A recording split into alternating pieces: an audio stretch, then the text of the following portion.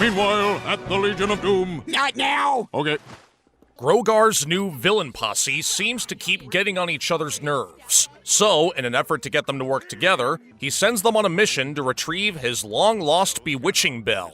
However, his plan seems to work nearly too well, as Chrysalis, Tyrek, and Cozy Glow almost become friends. Emphasis on almost. Hello everyone, and welcome back to At the Screening. And today we'll be talking about Frenemies, what I consider to be the first dud in Season 9 after such a promising start. Hold on a second. You actually thought this episode was a dud? I'm not saying it was complete garbage like Rainbow Falls or Where the Apple Lies, as there are very few episodes that reach that level of awful.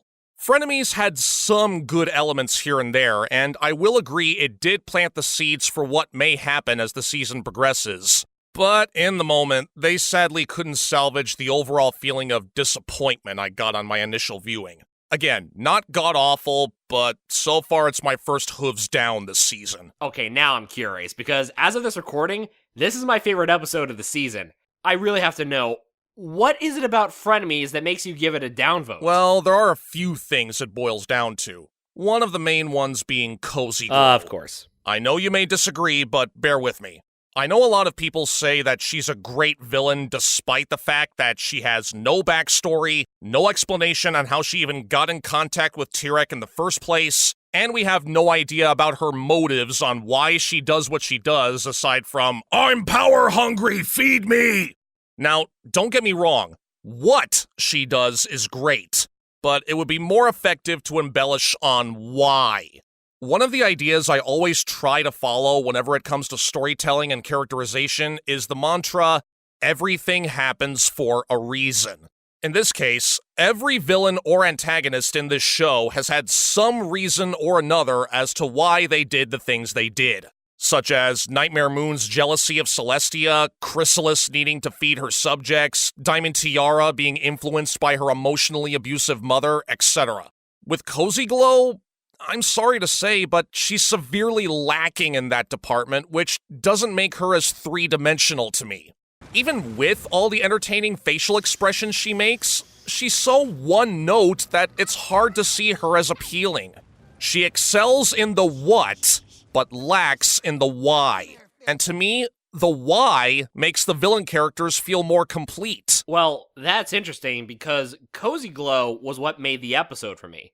You see, I follow the idea when it comes to writing villainous characters, less is more. When you give little in one area, in particular a backstory to why they are the way they are, you make up for it by their actions in the story they're given. I'll often go back to the Crystal Empire and Sombra regarding this trope. The backstory for the character at the start is bare bones. It's literally a summary of the character. However, when you get to the Empire, you see the effects he has on the Crystal Ponies. You can tell some of them are still suffering from his tyranny, even running away in fear at the prospect of him coming back from the ethereal plane.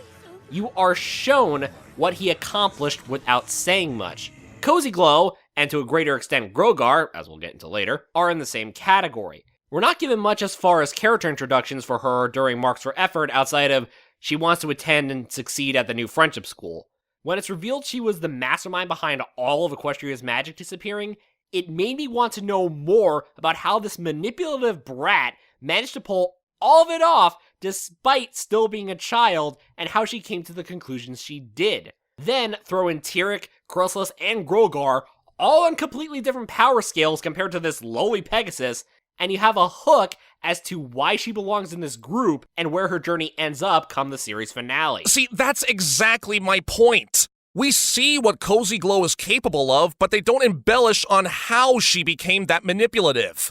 The only kinda sorta hint we get is her chess piece cutie mark, but that alone doesn't do it for me.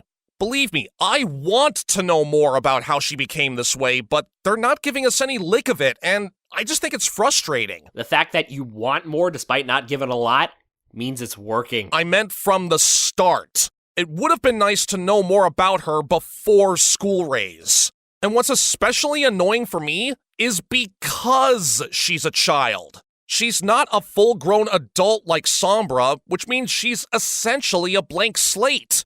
Did she have negligent parents? Was she fed some sort of twisted ideology as an infant? Is she secretly T-Rex's daughter or something? I don't know. They never give us anything to work with in that regard. And despite Sombra's introduction being just a plain summary of his character, it's at least something to go off of why he's so intimidating. Whereas I feel little to no intimidation from Cozy Glow because I feel there's no substance behind the madness. With her stature and the fact that she's a Pegasus instead of an all-powerful alicorn or even a unicorn, she looks so much easier to take down. I don't know, maybe they're building something up for the finale, but in the moment, I just hate being in limbo with this character. Okay, I understand at least a little to where you're coming from. But back to what I was saying about Cozy stealing the show. Mike Vogel and the animators made it so every time Cozy is met with an obstacle, she gets the best animation and best jokes in the episode. Basically, seeing Cozy Glow suffer gives me purpose, and it is glorious. This is not the real me! I'm cute and lovable! That also brings me to another point about Cozy, as Tyrek mentions prior to this outburst. Ponies are starting to see the real her. Again, while not specifically addressed, the mask of her cute and adorable pony Sona is starting to crack. Using the facade of innocence to get what she wants is no longer working. Throughout the episode, she is more prone to overreacting, to a comedic degree, when things aren't going her way, as demonstrated when she tried to deceive the one pony protecting the bell, and gets angrier and angrier each time she fails. Her real self is breaking through more often, and the calmer demeanor only appears when actions fall into place. Funny you mentioned Tyrek, as that's another issue I had with this episode. Granted, not as bad as Cozy Glow, but I think it's still worth mentioning. I'm honestly not a fan of how his character is being portrayed nowadays ever since Twilight's Kingdom. Here, his dialogue consists mostly of whining and complaining like some spoiled brat, which makes it harder to take him seriously, and I feel like he's slowly starting to lose what made him a force to be reckoned with in the first place. Thankfully, he didn't go full-on flamboyant like Sombra did in the premiere, but he doesn't have his more subdued mannerisms anymore that made him a threat even when he was weakened. Well, look at what he has to contend with now. Not only is someone ranked above him in intelligence and in magical prowess, but he's considered, at least in Grogar's eyes, all three of them, on the same level as a not-right-in-the-head former Queen of the Changelings and a 12-year-old Pegasus. That would be humiliating to anyone to fall that hard and so far down. Even so, his penchant for gluttony is not satisfied. He's literally power-hungry for magic and dreams of regaining his physique from Twilight's Kingdom. Lifting weights next to a picture of his former self is motivation to get him back on top. He even had second thoughts on returning Chrysalis' magical essence at the peak of Mount Everhoof. He gave it back within a few seconds because, with the help of his colleagues in evil, he can attain what he once lost down the road. Alright, when you put it that way, okay, yeah, that does make sense. But actually, since you mentioned Chrysalis, she was one of the main highlights for me for this episode. For one, we see her almost make it to the top of Mount Everhoof. So what that shows me is that despite her mentally cracking, with her resourcefulness, she really could have accomplished this mission all on her own, if not for the strong winds. She knows what she wants, and with her patience running thin thanks to Grogar seemingly biding his time, she'll stop at nothing to get it. Her mentality is, to quote Queen, I want it all, and I want it now. And also, near the end, after they all work together, when she realizes friendship is starting to take hold of her, she rejects it immediately. Yes, it feels... No! Ooh. The magic of friendship is like a disease, an infection that spreads to those around you. I watched it infect my hive. I will not let it get me. Chrysalis has seen first hoof of what the magic of friendship has done to her subjects and the toxicity she claims it has, and she doesn't want that to befall on her as well. Yet Grogar expects them to work together, so she suggests they formulate their own plan to go against him. Sometimes villains remaining villains is the only way that they can stay interesting. Just look at the Dazzlings. That reminds me, all three of them really do work together as a team. To demonstrate, they have the best song of the show since A Kirin Tale. In Better Way to Be Bad, we get an evil tango between the 3 recurring villains about needing to work together to get their revenge on the main 6 plus Starlight. 2 things came to mind when listening to this. 1, the Cell Block Tango from Chicago, and 2, the Roxanne Tango from Moulin Rouge. Although, more kid-friendly in this case. Also, it's the first pure villain song of the show, not counting Equestria Girls, since A Candlelight Wedding since This Day Aria's reprise.